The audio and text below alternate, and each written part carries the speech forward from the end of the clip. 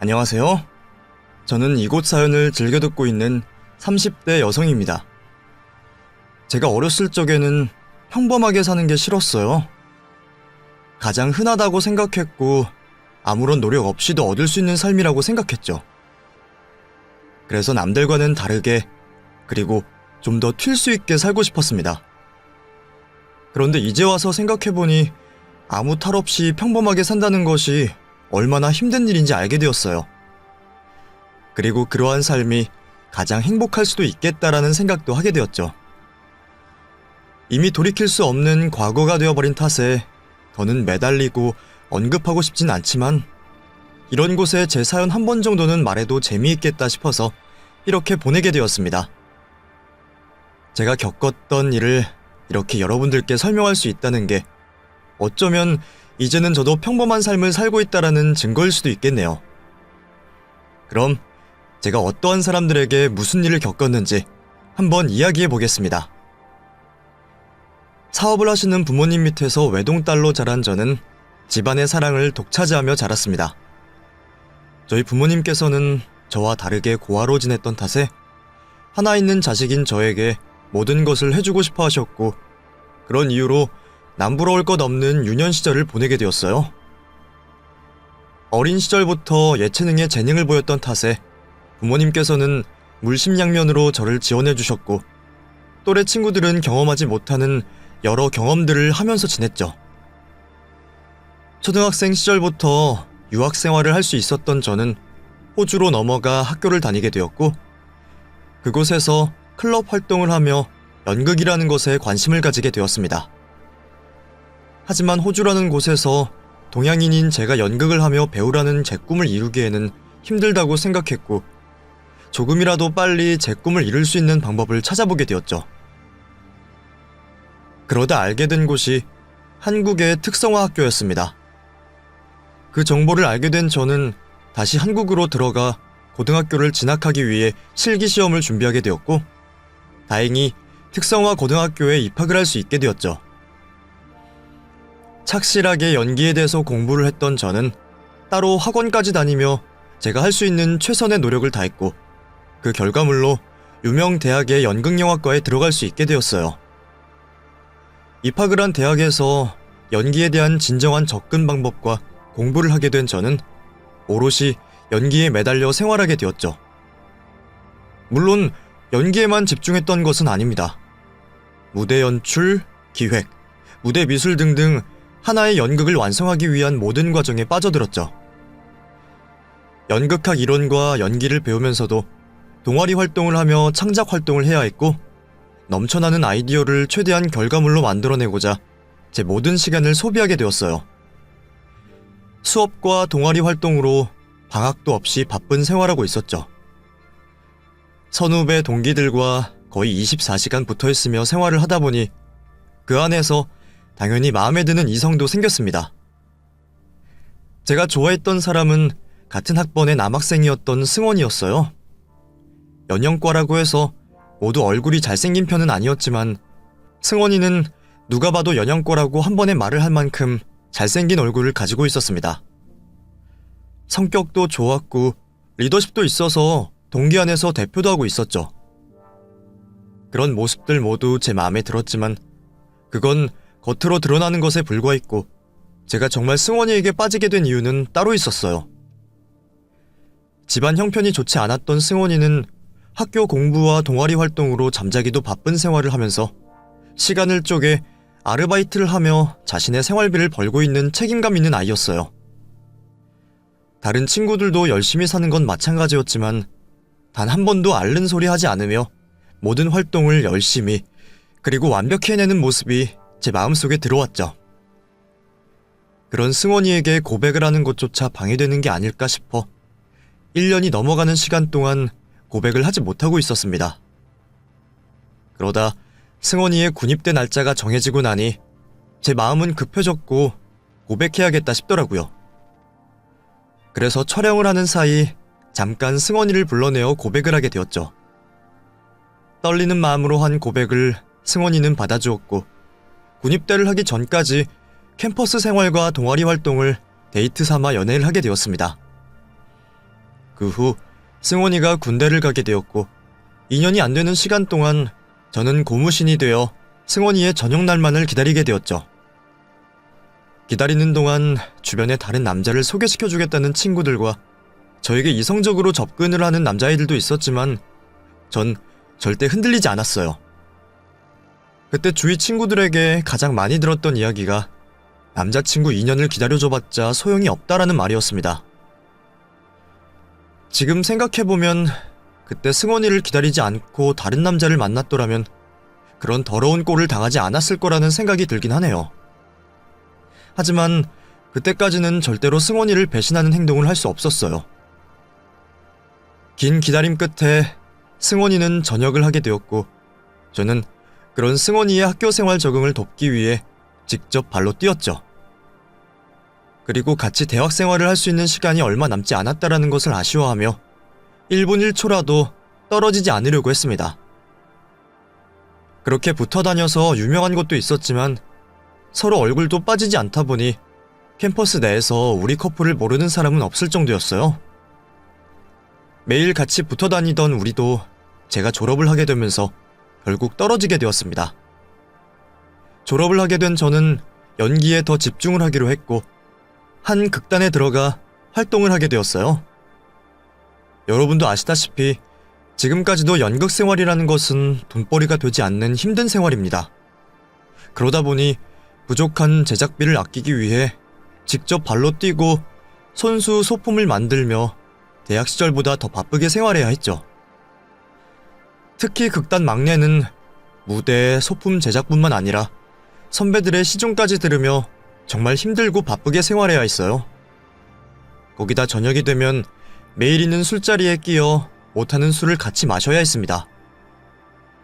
물론 저와 비교할 수 없는 경력을 가진 선배들에게 연기에 대한 이야기를 들을 수 있어 의미가 있는 시간이 되었지만 승원이와 만날 수 있는 시간을 빼앗기는 것 같아 항상 승원이에게 미안했어요.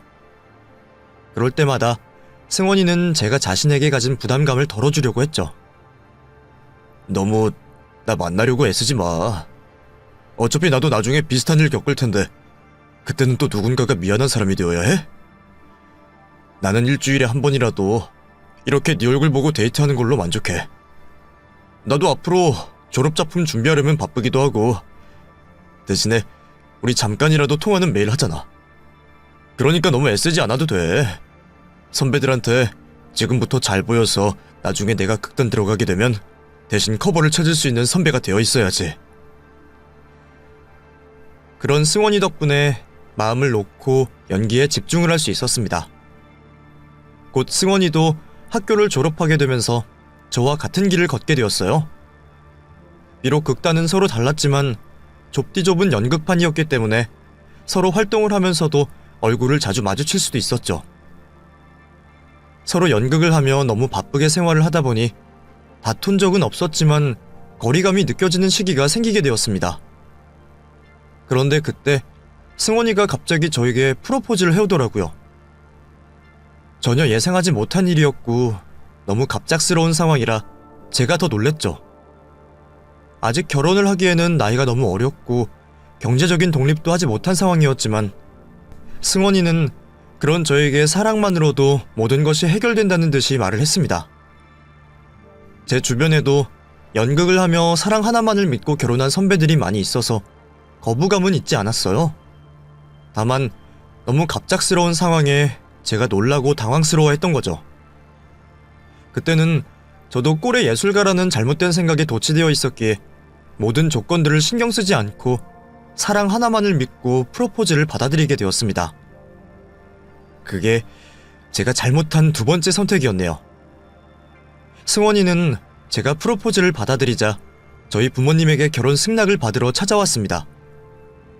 자신감 있고 호기로운 모습으로 저를 행복하게 해주겠다라고 말을 하는 승원이를 좋게 봐주셨던 부모님께서는 제 예상과 다르게 너무나도 쉽게 결혼 승낙을 해주셨죠. 아마 승원이의 모습을 보고 좋게 생각하셨던 것도 있겠지만 그보다 지금까지 부모님의 속 한번 썩이지 않고 저 혼자 스스로의 길을 개척해 나가는 모습을 보시고는 저의 선택을 믿어주셨던 것 같습니다. 그렇게 제가 어린 시절 생각했던 것보다 훨씬 더 일찍이 결혼을 하게 되었죠.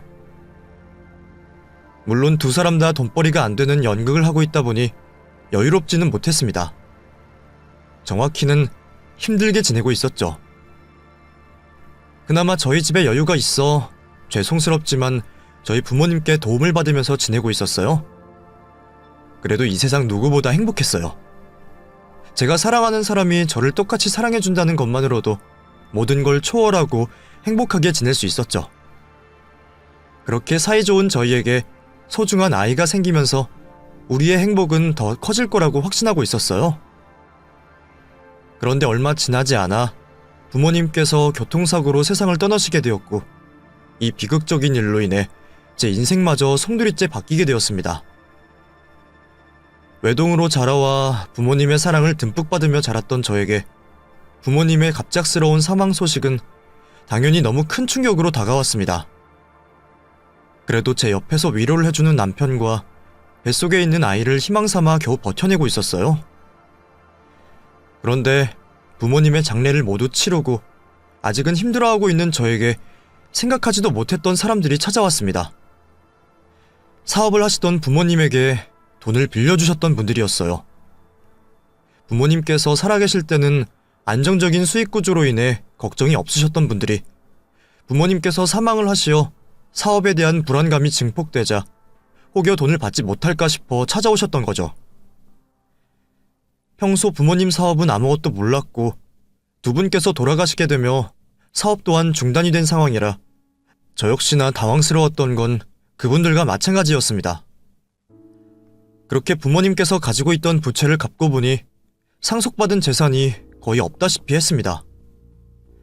하지만 그런 순간에도 태어날 아이를 위해 열심히 살아갈 마음가짐을 하고 있었어요. 그리고 저와 평생을 같이 걸어줄 남편만 있다면 분명 좋은 날이 올 거라 생각했습니다. 하지만 그건 제가 남편을 잘 몰랐던 거죠. 아마 처음부터 그랬는진 모르겠지만 남편은 저보다는 저희 부모님께서 가지고 계시던 재산을 사랑했던 것 같아요. 저에게 남은 재산이 거의 없다는 것을 알자 태도를 싹 바꾸기 시작하더군요.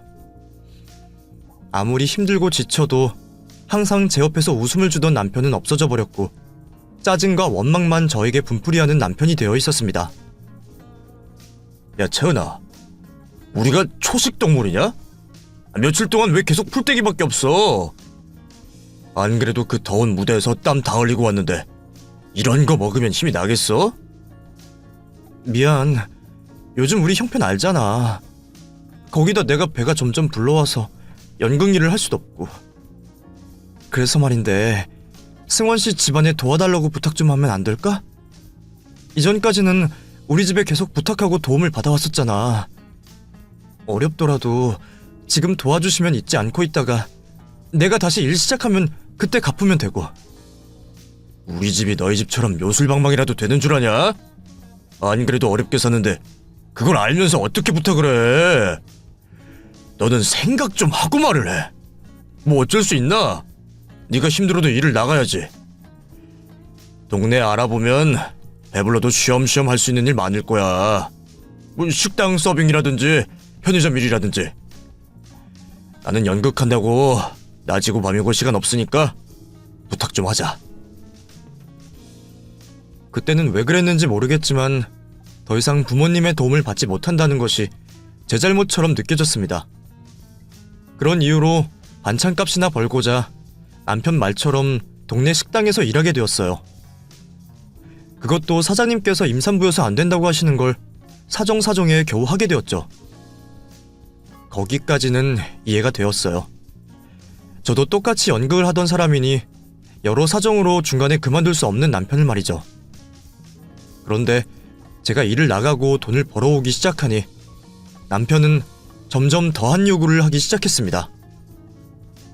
너 지금 일하고 있는 게 몇 시간 정도 일을 하지? 오전 11시에 나가서 오후 2, 3시까지 하지. 그럼 너 오후에도 할 수 있는 일 좀 알아봐라. 나 발성이 좀 약해서 학원도 좀 다녀야 하고, 드라마나 영화 쪽에도 프로필 돌려면 옷도 좀 사고 사진도 찍어야 하니까. 그리고 생각보다 발품비도 만만치 않다. 여보, 나 지금 일하는 것도 점점 무리야. 몇 달 못한다고 하면 일 시켜주지도 않고. 야, 연극 배워서 뭐하냐? 개월수 좀 속이면 되지. 그리고 눈물 몇 방울 흘려봐. 임신한 여자가 눈물 흘리면서 부탁하는데 안 들어주는 못된 놈이 어디 있겠어.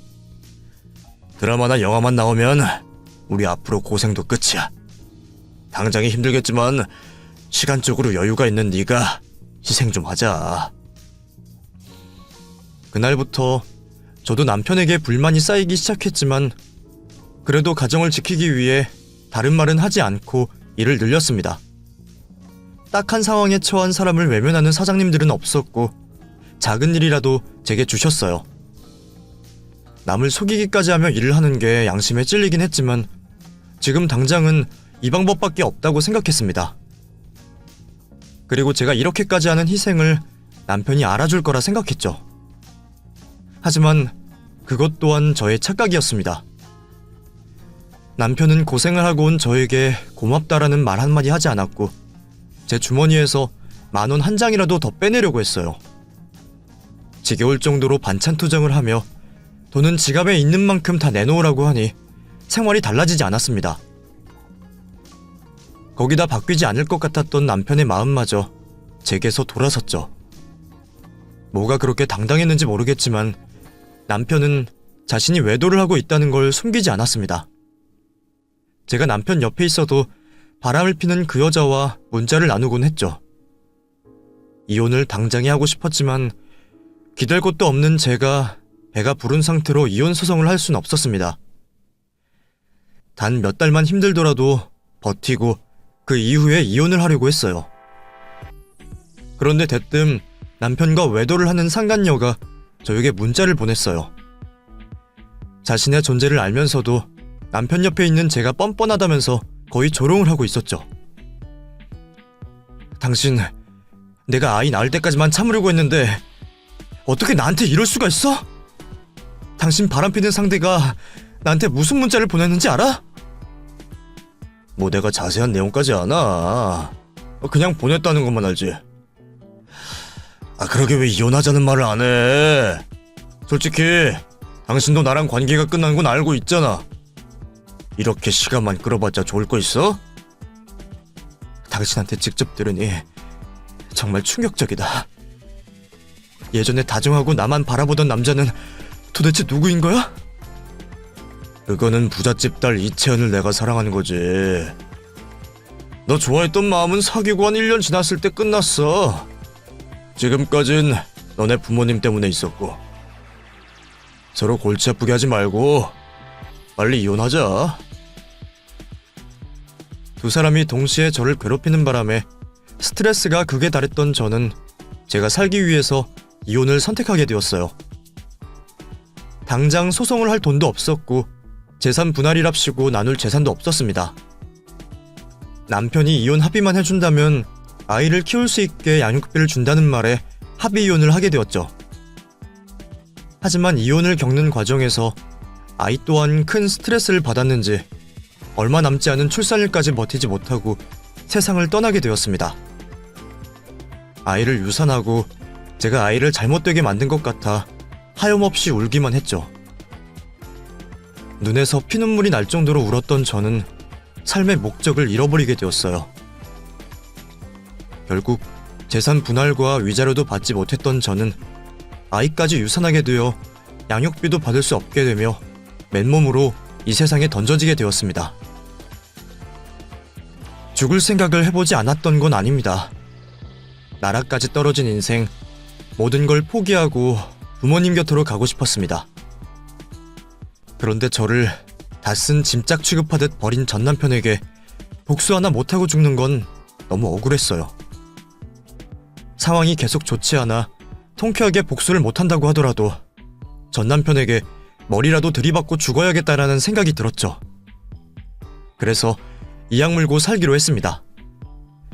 당장 기본적인 생활을 하기 위한 돈을 벌어야 했기에 같이 연극을 하던 동료들에게 가서 부탁을 하게 되었어요. 그런데 남편이 무슨 말을 한 건지 오랜만에 본 동료들은 모두 저를 차갑게만 대하더라고요. 선배와 동기들은 물론이고 저와 한참은 기수가 차이나는 후배들도 저를 피했죠. 그 모습을 보자 해명하고 싶지도 않았고 구차하게 매달려 부탁을 하고 싶지도 않았어요. 당장 그 자리를 박차고 나갔고 다시는 연극판으로는 고개도 돌리지 않겠다라고 마음속 깊이 새겼습니다. 주변 누구에게도 도움을 요청할 수 없던 저는 구인구직 사이트에 들어가서 일자리를 알아보게 되었어요. 마침 제가 지내고 있던 집과 가까운 곳에 사무직 아르바이트를 구하고 있더라고요. 경력도 보지 않았고 일하는 것도 단순 사무보조였죠. 아침 9시부터 오후 5시까지 하는 일이라 저녁에는 간단한 아르바이트를 더 할 수도 있었어요. 생전 처음 하는 일이었지만 가릴 처지가 아니었던 저는 바로 지원을 하게 되었죠. 다행히 급히 사람이 필요했던 이유로 공고를 보자마자 달려온 제가 바로 일을 할 수 있게 되었습니다. 사무보조 일은 그렇게 힘들진 않았습니다. 전담하는 일이 없다 보니 이곳저곳을 다니면서 직원들이 부탁하는 일과 청소, 자빌 정도 하면 되었어요. 전문적으로 쓰는 용어도 있고 여러 일을 하다 보니 헷갈리는 부분도 있었지만 2주 정도 회사를 다니며 적응을 하니 익숙해졌습니다. 또 연극을 하면서 별별 것을 다 해봐서 그런지 크게 어렵진 않더라고요. 덕분에 일을 시작한 지 얼마 되지 않았지만 편하게 일을 하고 있었죠. 그러다 회사에 큰일이 생기게 되었어요.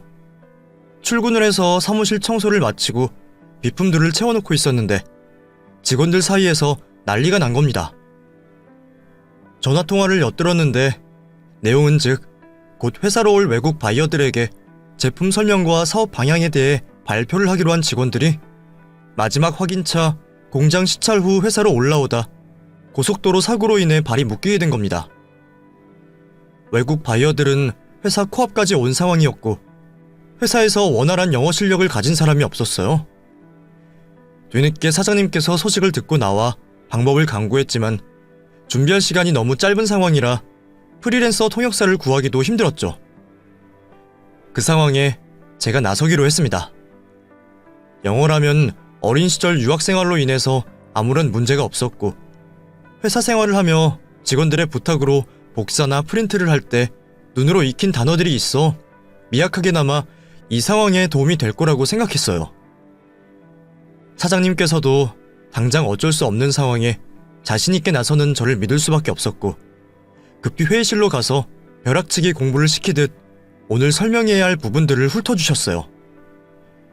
충분히 이해를 하기 전에 바이어분들이 왔지만 극단 시절에 했던 연극 중에 비슷한 역할과 분야를 공부한 적이 있어서 제품 설명과 사업 방향을 바이어들에게 어필하는데 큰 문제가 없었고 마무리까지 좋은 분위기로 마칠 수 있었죠. 물론 사장님께서 제 모자란 부분을 채워주시고 대화 전체를 주도해 주셔서 가능했던 일이었죠. 일을 마치고 나니 회사 직원들도 모두 저에게 고생을 했다며 고마움을 표시하고 축하해 주었어요. 회사를 다닌 지 얼마 되지 않았지만 그 사이 소속감이 생겼는지 제가 회사에 도움이 된 것 같아 기분이 좋더라고요. 다시 들뜬 마음을 정리하고 제 일을 찾아서 하려고 하는데 사장님께서 좀 전에 제 모습을 보시고 호기심이 생겼는지 여러 질문을 하셨어요. 채은씨, 오늘 일 정말 고마워요.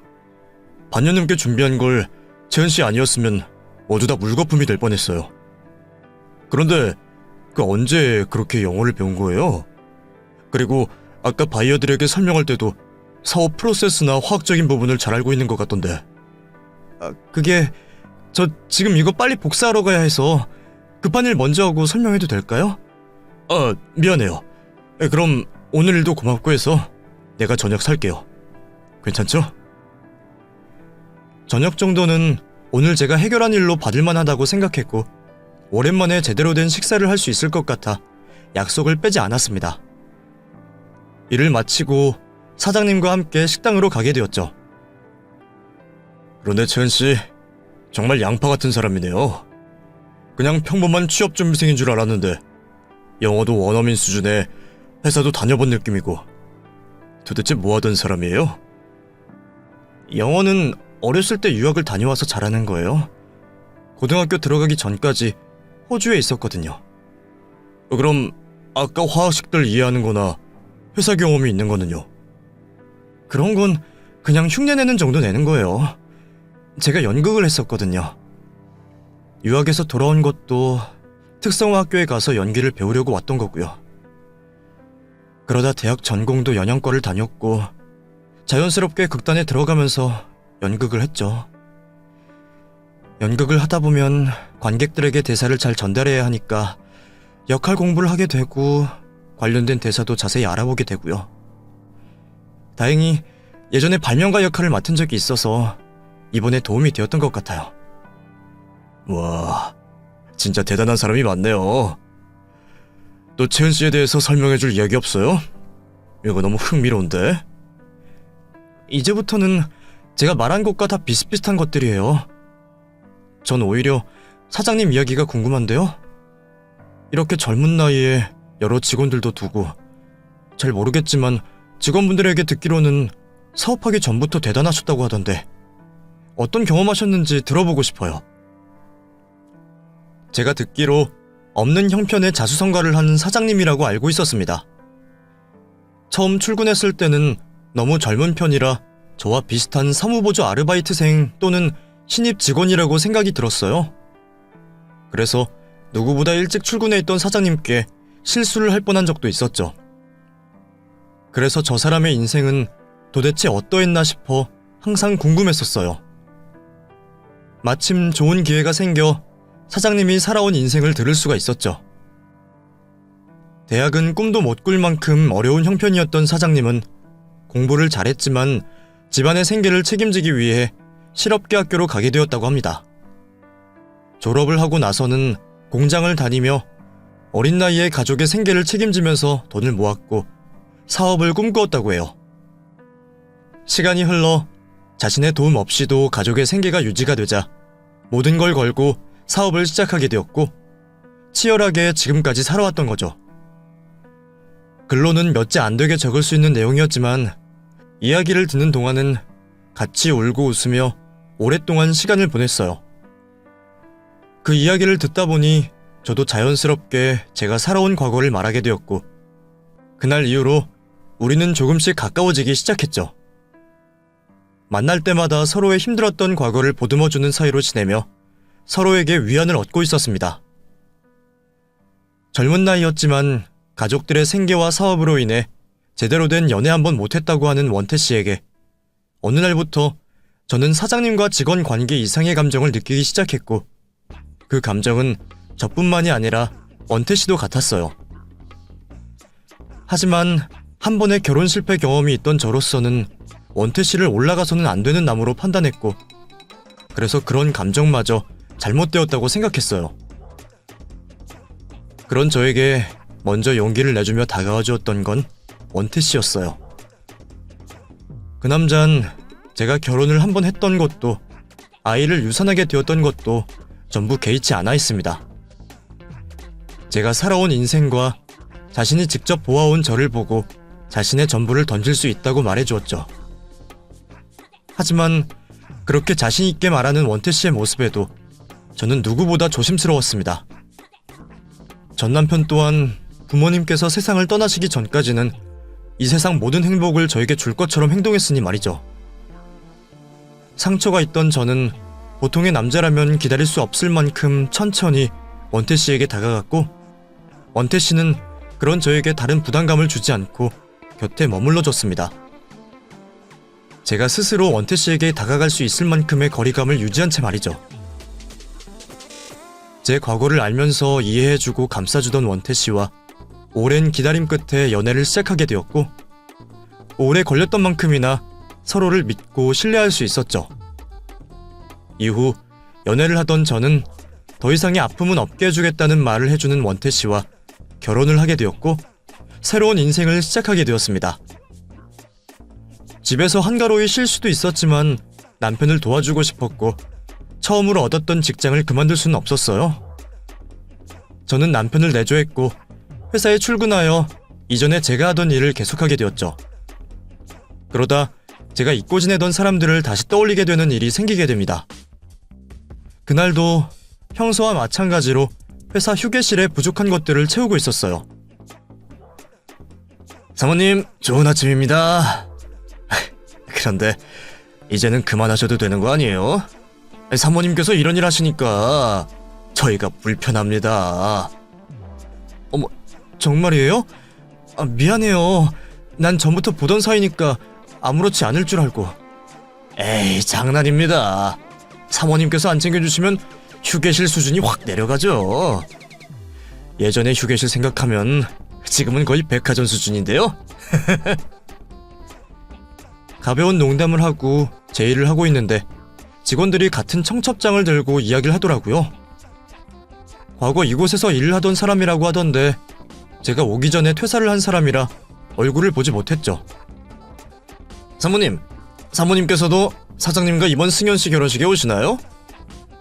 남편은 모르겠네요. 그런데 그 승현 씨라는 분은 제가 오기 전에 퇴사한 것 같은데 저 들어오고 퇴사한 분이 없거든요. 아, 그렇지. 죄송해요. 저는 그때도 사모님께서 회사에 계신 줄 착각했네요. 그런데 처음 들어보는 이름이 낯설지 않게 느껴졌습니다. 어디선가 꼭 들어본 이름 같더라고요. 흔한 이름에 내가 착각을 하는가 싶었죠. 근데 남편은 뭐 하는 사람이래? 연극 배우라고 하던데? 남승원? 같이 산 지는 꽤 되었다는데 남편이 돈이 없어서 그동안 결혼을 못하고 있었대. 근데 요즘에 조금씩 유명해지고 있나봐. 방송에도 작은 역할로 나오고 그래봤자 엑스트라이겠지만 요즘 배우들은 다들 그렇게 시작하더라고. 그 이름 세 글자에 저도 모르게 직원들이 들고 있던 청첩장을 뺏어보게 되었어요. 제 착각이 아니었습니다. 청첩장에 있는 사람은 바로 제 전남편과 함께 바람을 핀 상간녀였어요. 그제서야 제 치욕스러웠던 과거가 다시 떠오르더군요. 남편을 만나고 행복에 겨워서 잊고 있었는데 말이죠. 불륜짓이나 한 것들이 뭐가 축하받을 일이라고 청첩장까지 돌리는지 속에서 다시금 열불이 터지기 시작했습니다. 온몸이 떨려오더군요. 그 모습을 보고 걱정하는 직원들이 남편을 불러왔고 남편 사무실에 옮겨져 잠시 휴식을 취하게 되었습니다. 재은아, 정말 병원 안 가봐도 되겠어? 괜찮아. 순간 분노가 치밀어 올라서 그런 거야. 너무 걱정하지 마. 그런데 정말 세상 좁은 것 같아. 당신 회사에 다녔던 이승현이라는 직원 기억해? 그 여자가 내 전남편과 바람폈던 여자야. 그런데 그 둘 뭐가 그렇게 자랑스럽다고 결혼식까지 하는지. 뭐, 정말이야? 그래서 당신 어떻게 하려고? 모르겠어. 이제 와서 복수한다고 무슨 소용인가 싶고 어떻게 복수를 해야 할지도 모르겠고 그냥 나서지 말고 있을까봐. 무슨 소리야? 당신 그 일로 지금까지 다른 사람들에게 M1 오해까지 받고 있잖아. 나는 당신에게 듣기만 해도 화가 났는데 그걸 그냥 보고 있어? 적어도 다른 사람들에게 당신이 받고 있는 오해라도 풀어야 하잖아. 남편은 처음 저에게 그 이야기를 들었을 때처럼 저보다 더 억울해했고 반드시 복수를 해야 한다고 했어요. 그러면서 상황이 어떻게 돌아가든 자신이 도와주겠다며 다른 사람들이 하는 오해라도 풀라고 하더군요. 저는 남편의 말을 듣고 두 사람의 결혼식을 망치기로 했습니다. 아마 제가 그 결혼식장에 나타나기만 해도 벌벌 떨 사람들인데 두 사람이 어떤 관계로 시작하게 되었는지 그 과정을 모두 결혼식장에서 말을 한다면 한바탕 뒤집어질 거라고 생각했습니다. 그렇게 두 사람의 결혼식 날을 디데이로 잡고 복수를 준비하기 시작했죠. 당일날 저는 제가 가지고 있는 옷 중 가장 화려한 흰 옷을 차려입고 결혼식장으로 갔어요. 앞에서 하객들을 맞이하는 전남편의 가족들이 저를 알아봐 입구에서 저지라도 당할까 싶어서 식이 시작하기 직전에 들어가게 되었어요. 하객들 옷차림으로 금기시되는 흰옷을 입은 이후로 이미 시선이 저에게 모두 쏠리기 시작했고 신부 측 하객으로 있던 남편의 회사 직원들이 저를 가장 먼저 알아봤죠. 사모님! 여기서 뵙네요. 저번에 승현씨 모른다고 해서 안 오실 줄 알았는데 저희 직원들 가족들입니다. 여보, 인사드려. 우리 회사 사모님. 회사 직원들이 인사를 하자 반대편에 있던 연극 동료들도 저를 알아보았고 서로 수군거리기 시작했습니다. 곧 시작하는 결혼식으로 불이 꺼졌음에도 불구하고 식장은 때 아닌 전부인인 저의 등장으로 소란스러워졌습니다. 그런 상황에서도 식은 예전과 같이 시작했죠. 전 남편은 신랑 입장을 하다 저를 보았고 내색을 하지 못했지만 미묘하게 표정이 일그러졌어요. 그리고는 식이 진행되는 내내 계속 제가 있는 쪽을 보며 땀을 뻘뻘 흘리더군요. 불안해하는 표정만 봐도 제 분의 한 10%는 날아가는 듯 했습니다. 혼인 서약이 끝나고 성혼 선언문을 할 때가 되었을 때 제가 결혼식 중앙에 뛰어나갔죠. 그리곤 남편이 준비해준 마이크로 식장 내 하객들에게 두 사람이 어떻게 만났는지 또 저에게 어떻게 했는지를 전부 말하게 되었습니다. 안녕하세요. 저는 남승원 씨 전부인 되는 사람입니다. 불륜으로 맺어진 연인관계도 이렇게 뻔뻔하게 축하받으며 결혼식을 올릴 수 있다고 해서 얼마나 뻔뻔하게 결혼을 하는지 한번 보려고 와봤어요. 미래도 없고 가진 것도 없는 놈 우리 집안 돈으로 먹여가며 키워줬더니 그 은혜도 모르고 저희 집이 망하니까 저에게 담갔던 말을 쏙 빼는 것 있죠?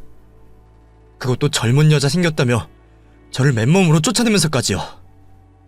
거기다 뭐가 찔리긴 했는지 제 주변 사람들에게도 이상한 소문을 냈더라고요.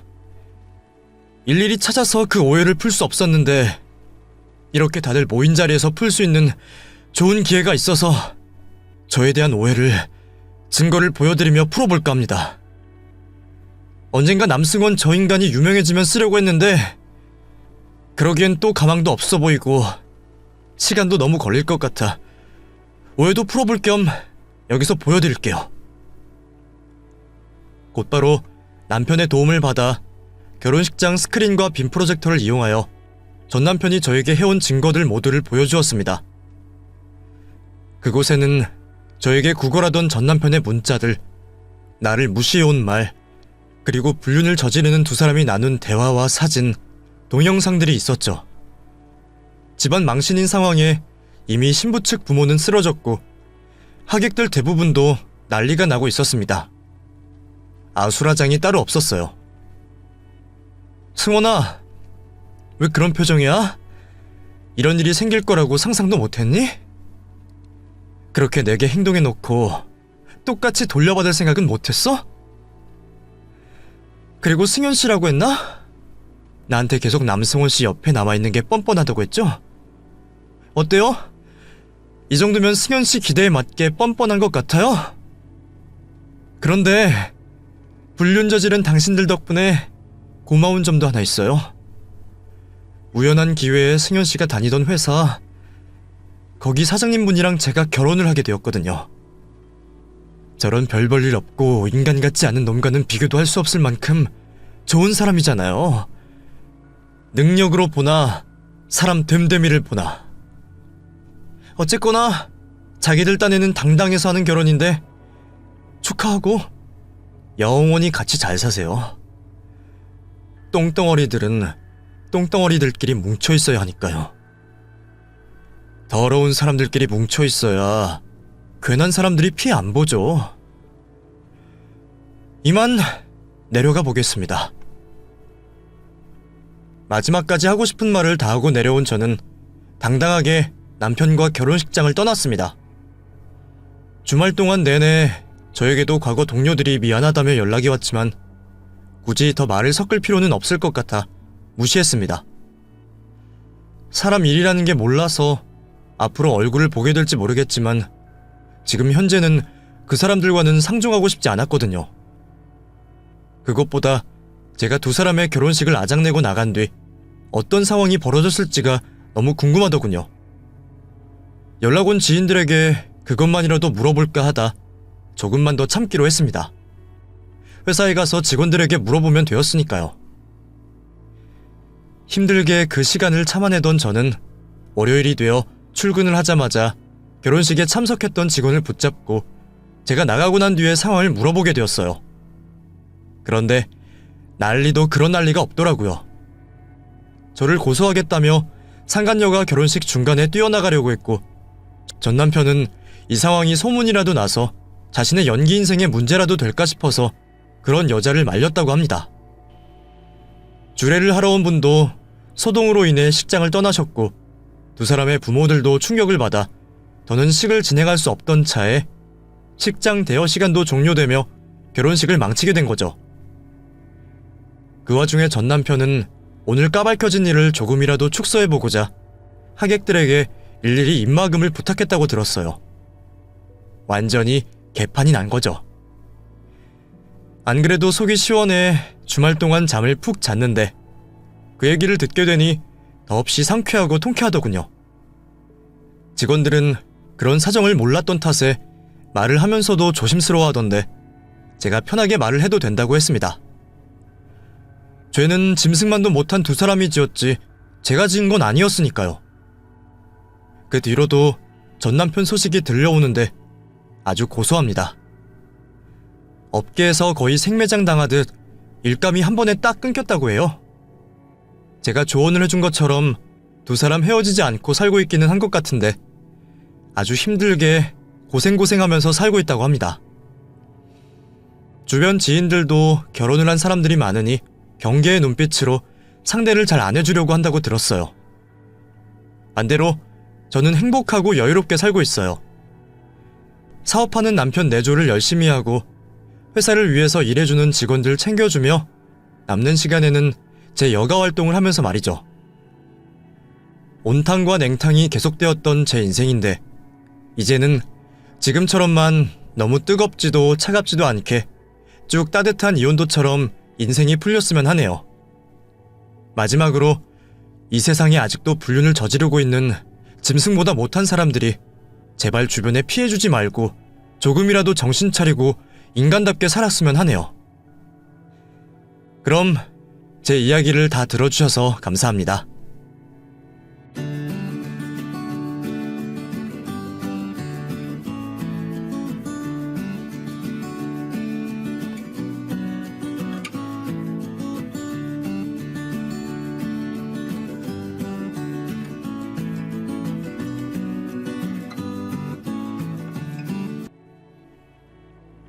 안녕하세요. 저는 다시는 겪고 싶지 않은 일을 경험한 30대 여성입니다. 인사말을 듣고 놀라실 분들도 계실 텐데 사실 제 입장에서는 수위 조절을 위해 마음을 억누르고 쓴 인사말입니다. 가볍게 할 수 있는 인사말조차 왜 저렇게도 독하게 썼을까 의문을 표하시는 분들도 계실 거예요. 하지만 그런 분들조차 제가 겪었던 일을 듣게 되신다면 분명 저 표현 또한 굉장히 순한 표현이라는 걸 이해하실 겁니다. 그때 받은 상처는 모두 없어졌지만 아직까지도 그 사람과 같이 지냈던 기억을 떠올리면 온몸에 소름이 돋고 몇 번이고 씻고 싶을 만큼 기분이 더러운 일을 겪게 되었거든요. 누구보다 믿고 누구보다 잘한다고 생각했던 사람에게 감쪽같이 속을 수밖에 없었죠. 다른 분들께서는 제발 저와 같은 일을 겪지 않기를 바라며 제 이야기를 시작해 보겠습니다. 80년대 후반년생인 저는 그 시절 보통의 가정과 같이 평범한 집안에서 나고 자랐습니다. 복도식 아파트에서 자란 저에게는 어린 시절부터 다른 성별임에도 불구하고 가깝게 지내는 친구 한 명이 있었습니다. 같은 유치원은 아니었지만 어머님들 두 분께서 친하게 지내시다 보니 자연스럽게 가족들끼리도 가깝게 지내게 되었고 지금은 없어진 단어인 이웃사촌처럼 지내던 집안의 친구였어요. 인형놀이와 스티커놀이를 하기보다는 남자아이들처럼 뛰어노는 걸 좋아했던 저는 정체와 동네 주차장과 놀이터를 뛰어다니며 친하게 지냈어요. 부모님과 아이들까지 가깝게 지내다 보니 종종 다 같이 모여 식사를 하기도 했고 여름에는 같이 휴가도 보내곤 했죠. 그럴 때마다 양쪽 부모님들께서는 진담인지 농담인지 알 수 없는 짓궂은 장난을 저희에게 치시곤 했습니다. 시은이는 얼굴도 이쁜데 애가 밥도 잘 먹고 반찬 투정도 한 번을 안 하네. 시은 엄마는 좋겠어. 시은이가 말도 잘 듣고 밝아서. 우리 정채가 시은이 밥만 닮아도 내가 좀 편할 텐데. 정채 엄마가 시은이 본 모습을 못 봐서 그래. 보통 남자애들보다 더 난리야. 오히려 정채가 더 얌전한걸? 일주일만 시은이랑 같이 있어봐. 그러면 정채가 예뻐 죽을걸? 그래도 여자애가 소극적인 것보다는 활동적이고 진취적인 게 낫지. 나는 우리 시은이 같은 딸이 있었으면 하는데. 나야말로 정채처럼 얌전하고 똘똘한 남자아이가 아들로 있었으면 좋겠어. 그럼 이왕에 말 나온 김에 아들, 딸 삼을 겸 우리 사돈이나 맺을까? 나야 좋지. 시은이같이 야무진 며느리 있으면 정채가 무엇을 하든 걱정이 안 되니까. 정채야, 너도 예쁜 섹시 생겨서 좋지? 이 다음에 너희들이 다 크면 결혼하는 거다.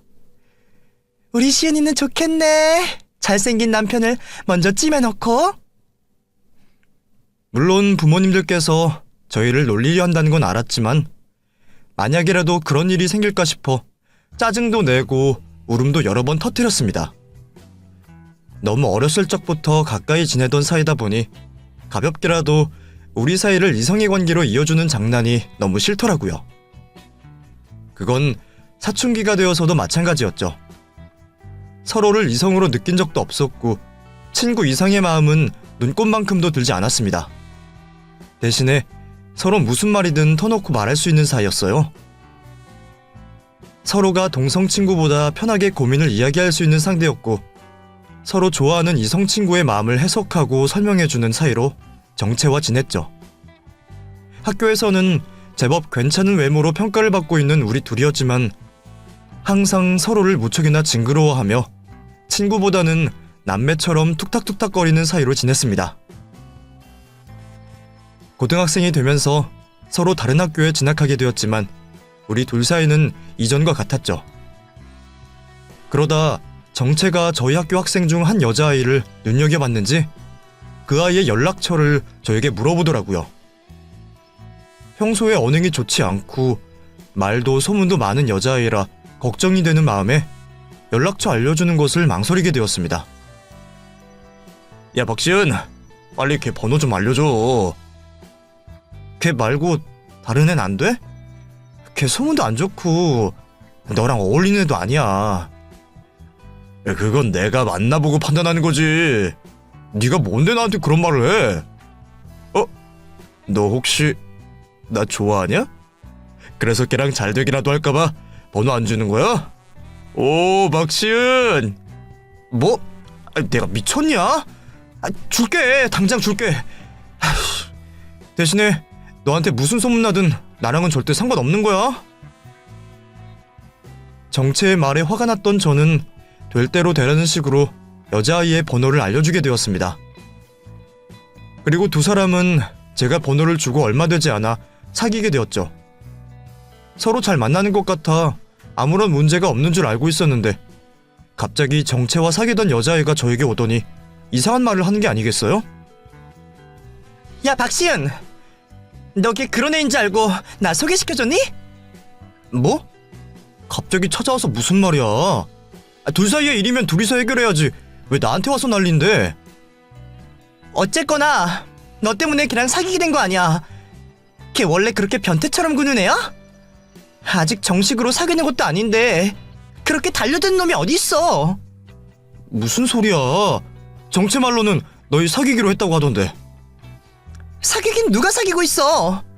그냥 서로 알아가는 단계였지. 너 설마 걔 성적 호기심 채워주려고 나 이용한 거니? 뭐? 너 정말 미쳤어? 솔직히 너 같은 애 정채에게 소개시켜주기 싫었어. 너도 알잖아. 너한테 어떤 소문이 돌고 있는지. 너 설마 정채를 꼬셨는데 넘어오지 않아서 이러는 거 아니야? 또 이상한 소문 날까봐 선수 치는 거 아니냐고.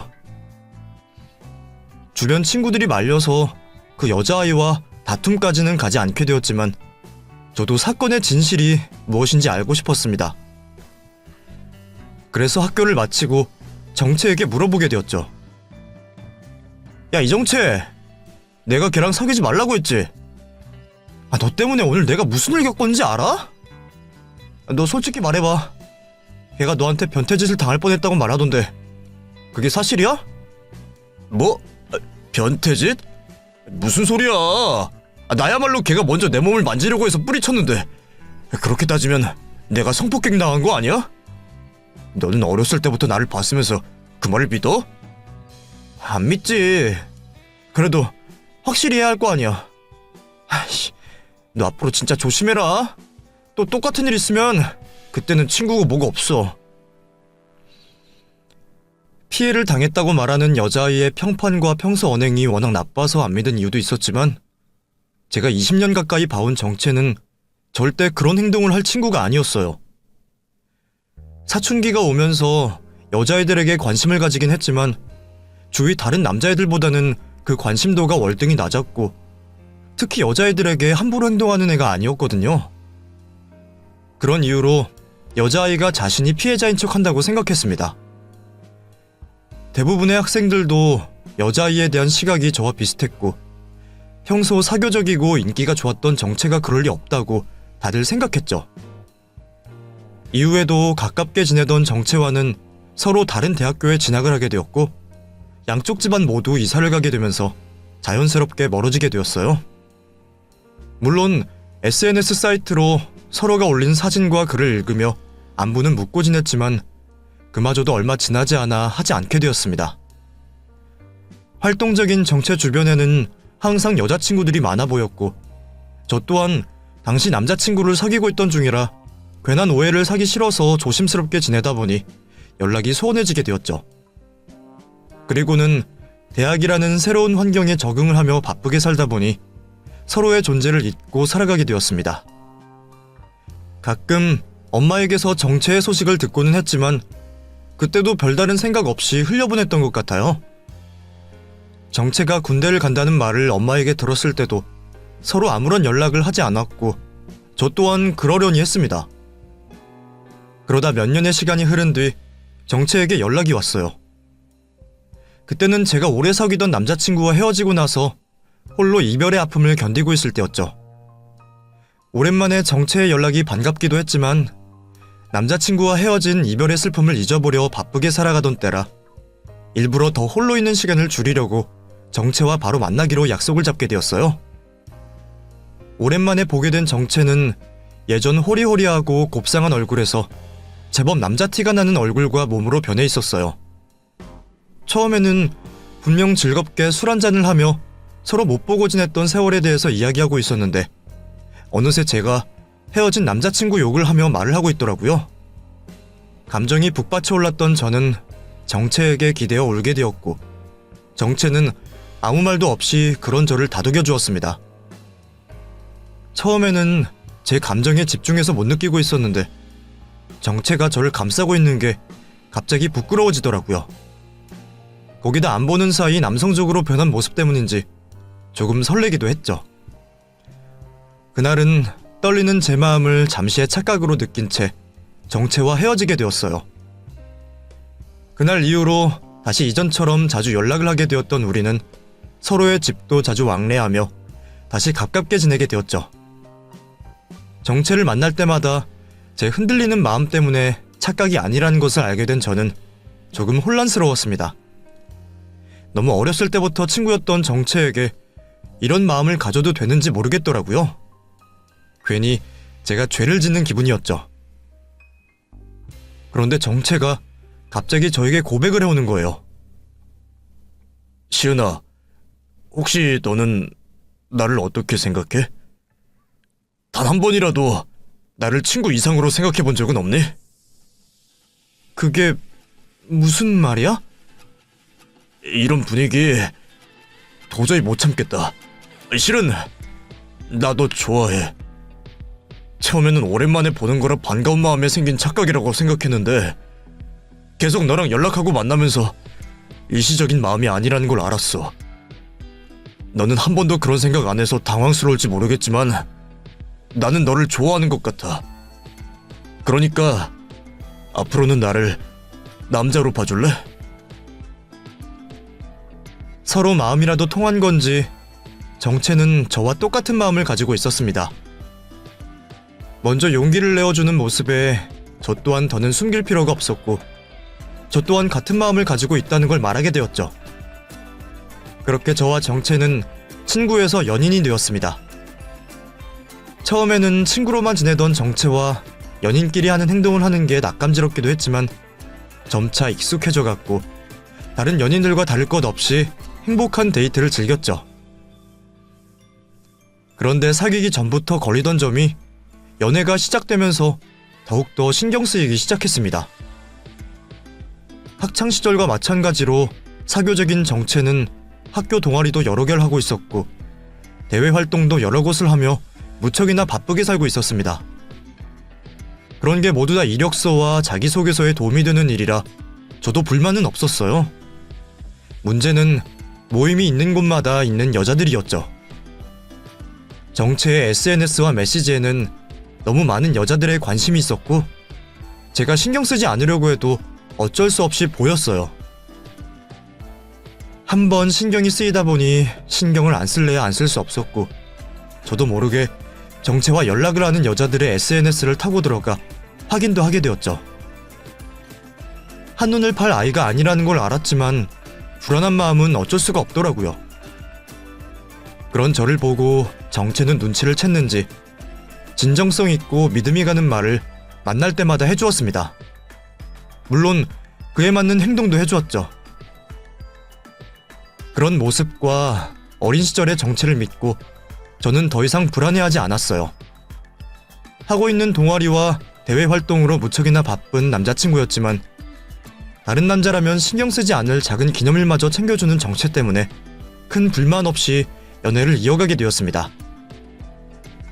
그러다 결국 저희의 관계가 부모님께 알려지고 말았습니다. 영원한 비밀은 없는 것인지 결국 양쪽 부모님께 들키고 말았네요. 아니나 다를까 저희가 부모님들의 관계를 염려해 비밀로 하기로 생각했던 것처럼 양가 부모님들은 친구에서 연인으로 발전된 저희의 관계를 걱정스러워하셨습니다. 부모님들끼리 오래 알고 지낸 사이였기에 괜히 저희 때문에 관계가 틀어질까 싶기도 하셨을 거고 저희가 헤어지기라도 해 상처를 받을까 걱정스러우셨겠죠. 대체 언제부터 만나기 시작한 거야? 예전에는 정체랑 결혼시킨다고 할 때마다 질색을 하더니 어쩌다가 이렇게 됐어? 어? 나 참 어이가 없어서 정말. 엄마, 근데 우리도 가볍게만 하는 거 아니야. 우리도 이제 성인이고 서로 책임질 만큼 진지해. 그러니까 너무 걱정스럽게만 생각하지 마. 그러면 너희들 결혼 생각까지도 하고 있는 거야? 우리가 서로 모르는 사이도 아니고 너희들 결혼 따로 연애 따로 그렇게 할 생각이면 다시 생각해. 그렇다고 뭐 벌써 결혼이야. 그럼 뭐 그 정도 각오도 없이 연애만 하다가 헤어지려고?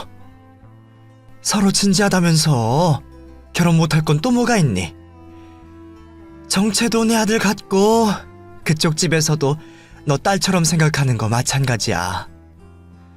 그러니까 너희들 마음만 맞는다면 정체 취직하면 바로 결혼하는 걸로 해라. 어차피 서로 좋다면서 안 될 건 뭐가 있니? 저희도 당연히 진지한 만남이긴 했지만 결혼은 이르다 싶었어요. 아직 20대 한창 놀 나이에 결혼이라는 건 저희에게 먼 이야기였죠. 하지만 부모님들의 추진력은 상상 이상이었습니다. 가벼운 만남일 거면 시작도 말았어야 한다며 저희가 만나는 것을 아시고는 서둘러 결혼 얘기를 나누시더라고요. 결국 양쪽 부모님들의 협의하에 저희는 정체가 취직을 하는 동시에 결혼을 하기로 결정이 되었습니다. 적극적인 부모님들 덕에 저희는 정말로 이른 나이에 곧바로 결혼식을 올리게 되었습니다. 예상보다 이른 결혼에 부모님들 등살에 떠밀리듯 이루어진 일이다 보니 결혼을 하는 중에도 하고 난 후에도 저희는 어안이 벙벙했습니다. 오랜 친구로 지내기도 했던 탓에 결혼을 했다고 해서 곧바로 부부가 된 것이 실감나지 않더라고요. 그래서 또래에 비해 빠른 결혼 생활에 적응할 시간들이 필요했던 저희 부부는 서로 합의하에 적당히 개인 생활을 지켜주기로 약속했습니다. 서로에게 허락을 받고 친구들과 여행을 다녀오기도 하고 모임이나 여가 활동 같은 것에 과하지 않는 선에서 존중해주기로 했죠. 남들보다 일찍 결혼했으니 아이도 한참 후에나 낳기로 약속을 하게 되었습니다. 사실은 저도 결혼에 대해 책임과 부담이 있었던 탓에 그런 결정들이 마음에 들었어요. 부부로서 같이 생활하고 맞춰가면서 서로를 충분히 존중해줄 수 있을 거라 생각했죠. 물론 저보다 바쁜 것은 늘 남편이었어요. 남편은 학생 때부터 해오던 동아리와 대외 활동 같은 모임이 많았던 탓에 만날 사람도 많고 약속도 많을 수밖에 없었죠. 매번 바쁘게 약속을 잡는 남편이 걱정스럽기도 했지만 그런 불만이 나오기도 전에 늘 저를 우선순위로 두어주는 남편을 보며 저는 불만을 말할 일이 없었습니다. 혹시라도 내가 약속이 많고 바빠서 섭섭하면 바로 말해줘. 그러면 내가 약속 다 취소하고 자기랑 있어줄게. 나도 결혼까지 해놓고 자기한테 상처 주고 싶지 않아. 결혼을 했으니까 무엇보다 서로가 우선되어야지. 그러니까 서운하거나 할 때는 꼭 말해줘. 알겠지? 혹시나 제가 걱정이라도 할까봐 신신당부하는 남편을 저는 믿을 수밖에 없었습니다. 남편이 제게 믿음을 주려 노력하기도 했지만 저 역시도 그런 남편을 많이 간섭하고 싶진 않았어요. 저도 너무 쥐고 사는 바가지 긁는 아내가 되고 싶진 않았기에 여자 문제만 아니라면 남편이 모임이나 외출을 하더라도 웬만하면 허락을 하곤 했습니다. 다행히 연애 때부터 제게 믿음을 보여주었던 남편이었기에 남편은 어딜 갈 때마다 늘 먼저 인증사진을 보내곤 했었고 제가 걱정할 새도 없이 연락을 자주 해주곤 했습니다. 그래서 저도 마음을 놓고 남편을 편하게 놓아줄 수 있었죠. 게다가 단둘이 있을 때는 저한테 얼마나 잘하는지 저와 함께하는 주말이면 하나부터 10까지 다 해주려는 남편 때문에 저는 집안에서도 손 하나 까딱할 필요가 없었습니다. 결혼 후에도 연애 때처럼 여전히 작은 기념일까지 특별하게 챙겨주며 저를 행복한 여자로 만들어주었고 그렇게 잘해주는 남편을 보면서 저는 행복하다고 생각할 수밖에 없었습니다. 생각보다 더 행복한 결혼 생활을 즐기며 저도 일찍 결혼하기를 잘했다는 생각이 들었어요. 그런데 행복하다 보니 이상하게 점점 아이를 가지고 싶더라고요. 누구는 남편이랑 사이가 좋으면 아이 생각이 나지 않는다고 하던데 저는 오히려 사랑하는 남편과 예쁜 아이를 만들고 싶은 욕심이 점점 생겼습니다. 남편을 닮은 아들이나 절 닮은 딸이나 어떨지 너무 궁금해졌죠. 30쯤 임신 계획을 하자고 했었기에 신혼은 이만하면 됐다 싶었던 저는 남편에게 슬슬 임신 얘기를 꺼내게 되었어요. 여보, 우리도 이제 슬슬 아이 가질 때 되지 않았어? 아이? 글쎄, 아직은 좀 이르지 않은가? 우리 지금 좋잖아. 나는 둘만 있어도 좋아서 신혼을 더 즐기고 싶은데 자긴 별로야? 물론 나도 둘만 있는 것도 좋은데 그래도 이제 때가 되지 않았나 싶어서. 원래 이쯤 아이 생각하기로 했었잖아. 그런데 시은아, 시간이 너무 빠르지 않니? 나는 우리가 결혼하는 게 엊그제 같아. 시은이 네가 아직도 연애 때처럼 예쁘고 그래서 그런지 아직도 한창 신혼 같거든. 솔직히 우리 둘 다 아직 젊잖아. 근데 시은이 네가 벌써 임신하고 엄마가 된다는 게 나는 좀 아쉽다는 생각이 드네. 내가 임신하는 거라면 자기가 좋다는 대로 하겠지만 결국 임신해서 고생하는 건 자기잖아. 근데 자기가 젊은 나이에 일찍 임신해서 고생할 생각을 하니까 나는 기대보다는 걱정이 앞서. 아이를 낳으면 다시는 못하는 일들이 많잖아. 더 이상은 둘만 있을 수도 없고 부모로서 포기해야 하는 일들도 많을 거야. 그건 내가 어떻게 해주지 못하는 일들일 건데 너무 급히 서둘러서 자기를 힘들게 하고 싶지 않아. 결혼을 했다고 해서 아내로서 엄마로서 매여있는 것보다는 조금은 자유로웠으면 좋겠어. 저는 그저 빨리 아이를 보고 싶은 마음에 거기까지 생각하지 못했는데 남편은 임신과 출산은 오로지 여자의 몫이라며 저를 위해서라도 임신 시기를 더 미루는 게 낫지 않냐 말해주었습니다. 아이를 낳기 전까지 제가 더 많은 것들을 누리며 지내길 바랐고 제가 좀 더 도전할 수 있도록 응원을 해주었죠. 저보다도 저를 생각하고 걱정해주는 남편에게 너무 고마웠어요. 그리고 남편이 저를 세상에서 가장 사랑해주는 사람인 것 같아 눈물나게 행복해졌죠. 그렇게 행복한 나날들이 계속될 줄 알았는데 어느 주말에 있던 일로 인해서 추악한 남편의 사실을 알게 되었습니다. 그날 역시 다른 날과 다를 것 없는 평범한 주말의 시작이었습니다. 늦지막이 침대에서 일어난 저는 간단히 토스트와 스크램블, 커피로 남편과 함께 아침을 먹었고 오후에 있을 운동을 위해 스트레칭을 하고 있었어요. 남편은 이전부터 그랬던 것처럼 주말에 있는 축구 동호회를 나갔고요. 그때까지만 해도 매주 있었던 주말의 여유로움을 즐기고 있었죠. 운동을 가기 전 빨래를 돌려놓고 출발하려고 하는데 남편에게서 SNS 톡이 왔어요. 축구를 하다 급하게 회사에 들어가게 되었다고 했고 집에 있던 서류를 갖다 달라고 했죠. 휴대폰을 놓고 오는 바람에 통화 연락이 불가할 것 같다며 회사 1층 로비에 저를 기다리고 있겠다 했습니다. 운동을 가기 전 여유가 있던 터라 저는 아무런 의심 없이 남편이 말한 서류들을 찾아 회사로 향했어요. 회사 1층 로비에 도착하여 남편을 찾아 이리저리 찾아보고 있었죠. 그런데 언제 제 옆에 있었는지 한 젊은 여성이 저를 몰래 불러세우더라고요. 저 이정채 대리님 사모님이시죠? 네, 그런데요? 저 이정채 대리님과 같이 일하고 있는 정지연이라고 합니다. 잠시 저와 얘기 좀 할 수 있을까요? 네? 저랑 이야기를요?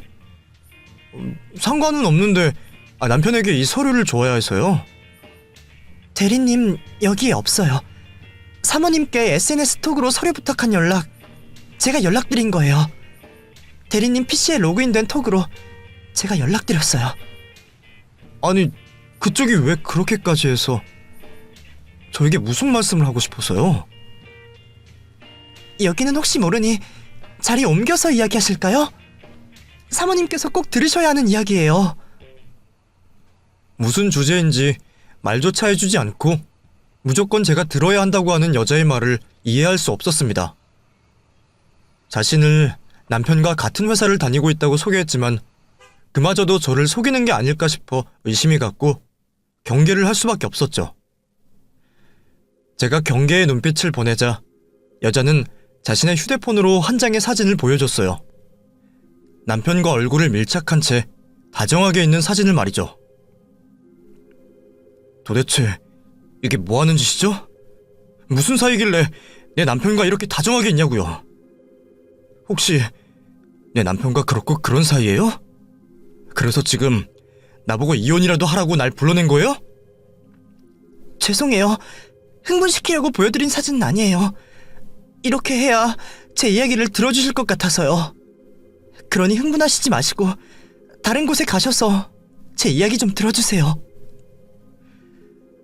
끝까지 불륜이 아니라는 소리를 하지 않는 걸 보니 남편의 외도 상대인 것 같았습니다. 그런 여자가 뻔뻔하게 제 앞에 나타나 할 이야기가 있다고 하니 그제서야 꼭 이야기를 들어봐야겠다는 생각이 들었죠. 여자는 회사에서 멀지 않은 커피 가게로 저를 데리고 갔습니다.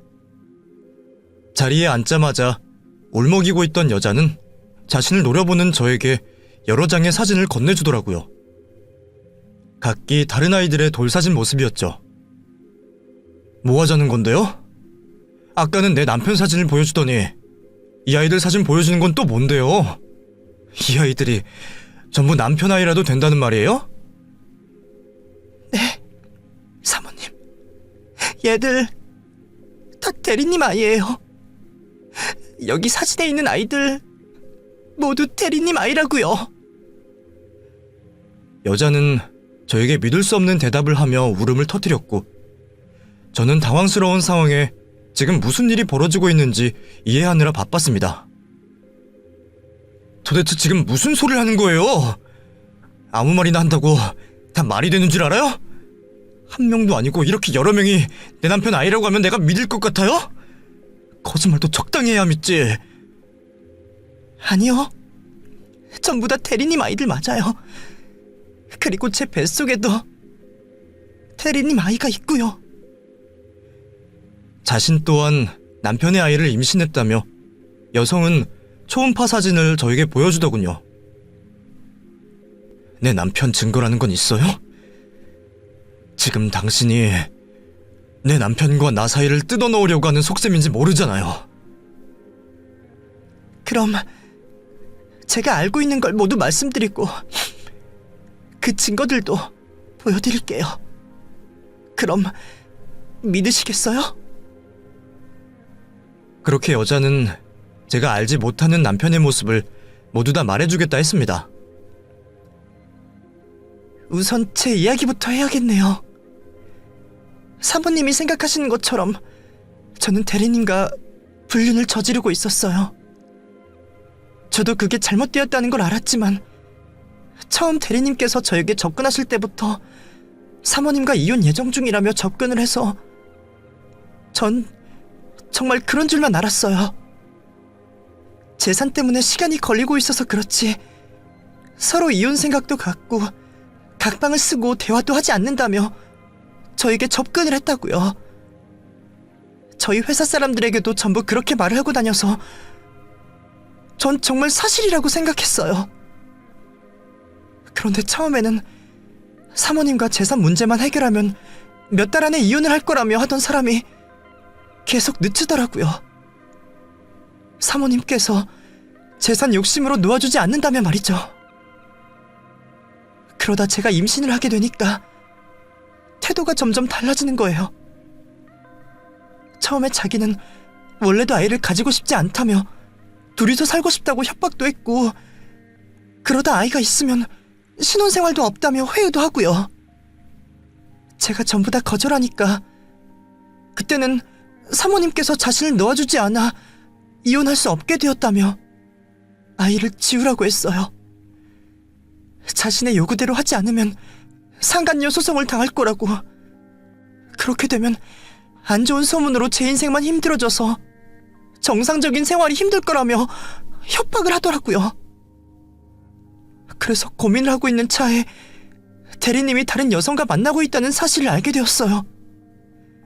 아무리 생각해도 제가 노란한 것 같아서 알아보니 사모님과는 문제가 없어 보이더군요. 그래서 저같이 당한 사람이 더 있진 않을까 싶어서 대리님 뒤를 캐내어 보았는데 파면 팔수록 저와 같은 사람들이 한두 명이 아닌 거예요. 알아요. 사모님께서 대리님과 어렸을 때부터 가까운 사이라는 걸요. 그런데 정말 사실이에요.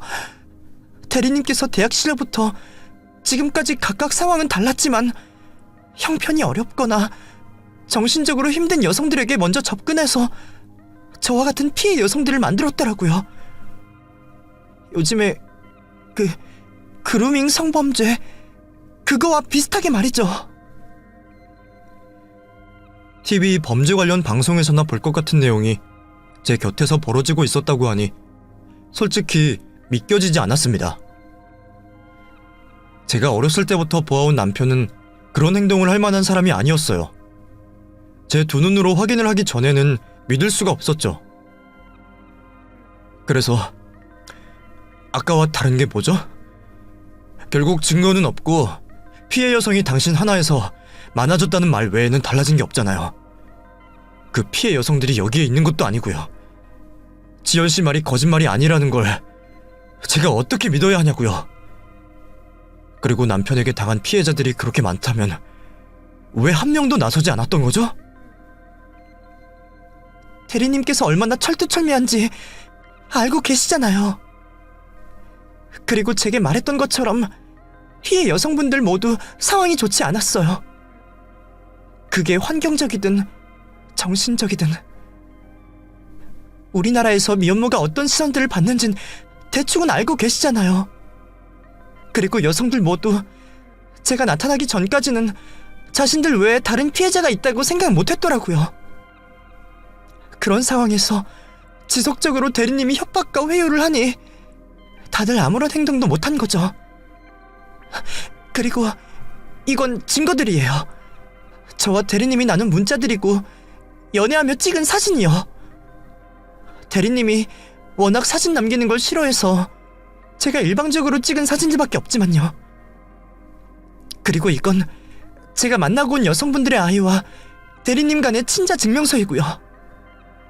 그리고 제가 지금 대리님이 어디에서 무슨 행동을 하고 있는지 사모님 두 눈으로 확인할 수 있게 보여드릴게요. 저에게 증거들을 챙겨준 여자는 남편의 모습을 지금 당장 보여주겠다며 자신의 차에 저를 태웠습니다. 그리고는 서울을 벗어나 경기도의 모텔들이 잔뜩 모여있는 곳으로 갔죠. 여러 모텔을 들어갔다 나왔다 하며 남편의 흔적을 찾던 여자는 한 모텔 주차장에 차를 주차했어요. 거기까지만 해도 정신이 아득해지는 것 같았습니다. 시부모님보다 남편을 잘 알고 있다고 자신 있었으니 말이죠. 그런데 잠깐의 흔들림으로 외도를 한 것이 아니라 10년 넘게 파렴치한 행동을 하고 있었다는 걸 알게 되니 제가 겪고 있는 일이 현실인가 싶더라고요. 남편을 기다리는 동안 저는 여자가 준 증거들을 다시 한번 들여다보며 재차 확인을 했습니다. 그리고 여자에게 제가 궁금한 것들을 물어보았죠. 여자는 제 갑작스러운 질문에도 흔들리지 않고 차분한 모습으로 모두 다 대답을 해주었습니다. 그런 여자를 보면서 이게 정말 현실이라는 게 점차 느껴지기 시작했어요. 얼마 지나지 않아 남편이 한 젊은 여성과 다정하게 팔짱을 낀 채로 모텔에서 나왔고 여자와 차를 타고 떠났죠. 제 두 눈으로 남편의 외도를 직접 목격하고 나니 저도 모르게 눈에서 눈물이 떨어지고 있었습니다. 망연자실한 채 차 안에서 한참을 울고 있는데 여자가 저에게 말을 하더군요. 제가 사모님께 말할 입장이 아니라는 거 알고 있습니다. 상황이 어떻든 간에 관계가 확실히 끝난 사람과 연애를 시작했어야 하니까요. 저도 당연히 사모님께 용서를 구하지만 이해까지 바라지 않고 있어요. 나중에 상간녀 소송을 하신다고 해도 달게 받을 거고 진심으로 반성할 겁니다. 그런데 제가 진정으로 사모님께 찾아온 이유는 사모님도 저희와 같은 피해자라는 생각이 들어서 찾아온 거예요. 그래서 지금부터라도 정신 차리시라는 말씀 드리고 싶어요. 남편분 처벌을 원하신다면 이렇게 울고만 계신다고 해결되지 않아요. 지금도 놀라시기 전에 모텔에서 여성과 나오고 있는 남편분 사진을 찍으셔야죠. 저희 피해 여성들은 남편분에게 소송을 시작할 거예요. 그렇게 되면 어떤 식으로든 재산에 피해가 있으실 거예요. 그러니까 이혼 소송 먼저 하세요. 챙길 수 있는 재산 피해가지 않게 챙기시라는 거예요. 증거들은 저희가 가진 걸로도 충분할 겁니다. 저런 남편분을 끝까지 사랑하신다면 어쩔 수 없겠습니다만 아니라면 하루라도 빨리 이혼하시는 게 좋을 거예요. 당연히 남편과는 이혼을 할 생각이었지만 혼란스러운 상황에 정신을 놓고 있었는데 여자가 저에게 하는 말로 인해 정신이 확 들었습니다. 그녀의 말처럼 앞으로 정신을 차리고 남편의 거짓된 표정과 말에 속아 넘어가면 안 되겠다라는 생각을 하게 되었죠. 제가 사는 집까지 데려다준 여자의 차에서 내리기 전 여자에게 제가 가지고 있는 생각을 말했습니다. 제게 알리지 않고 진행했어도 될 텐데 알려줘서 고마워요. 나 그 여자랑 이 결혼 유지할 생각 없어요. 애초에 그런 남자라는 걸 알았다면 절대 하지 않았을 결혼이니까요. 혹시 내 도움이 필요하면 언제든지 말을 해요. 남편의 가족관계나 재산 같은 것들이요. 내가 알려줄 수 있는 건 모두 알려줄게요. 그리고 내게 너무 미안해하지 말아요. 지연 씨도 나처럼 속아 넘어간 거니까. 이혼 소송하고 바로 알려줄게요. 여자와 헤어지고 집으로 올라간 저는 뻔뻔하게도 다시 사랑꾼의 탈을 쓰고 있는 남편을 마주하게 되었습니다. 당신 오늘 운동 엄청 열심히 하고 왔나 봐? 나 당신 보고 싶어서 한 게임 더 하자고 하는 걸 뿌리치고 집으로 달려왔는데 당신이 없더라고. 우리 둘 다 힘 꽤나 쓰고 왔는데 원기 보충할 겸 앞에 나가서 오리고기나 먹을까? 이렇게 얼굴색 하나 변하는 것 없이 거짓말을 능수능란하게 하니까 내가 지금까지 속고 있던 거구나. 오늘 내가 당신을 보지 못했다면 지금 당신이 한 말에 나는 또 당신이 얼마나 다정한지 느꼈을 것 아니야. 그런데 이제 사실을 알고 나니까 지금까지 당신이 한 행동들이 얼마나 역겨웠는지 온몸에 소름이 돋는다. 뭐? 왜 그래 시연아? 무슨 일 있었길래 역겹다는 말까지 쓰고 그래? 역겹지 않을 것 같아? 나랑 같이 살 비비면서 살던 남편이 여자에게 미쳐서 성범죄나 저지르고 다니는데 당신 형사처벌 안 받는다고 범죄가 아닌 것 같아? 당신이 대학 때부터 여자들에게 해온 행동들 전부 성범죄야. 알아? 성범죄! 그런데 너는 결혼을 하고 나서도 그 짓거리 하고 다니니? 네 마누라가 옆에 있는데 내가 뭘 못해줬는데? 뭐가 그렇게 불만족스러워서 발발이 개마냥 그딴 짓을 하고 다니냐고. 내가 애도 가지자고 했잖아. 시은아, 네가 지금 오해하고 있는 거야.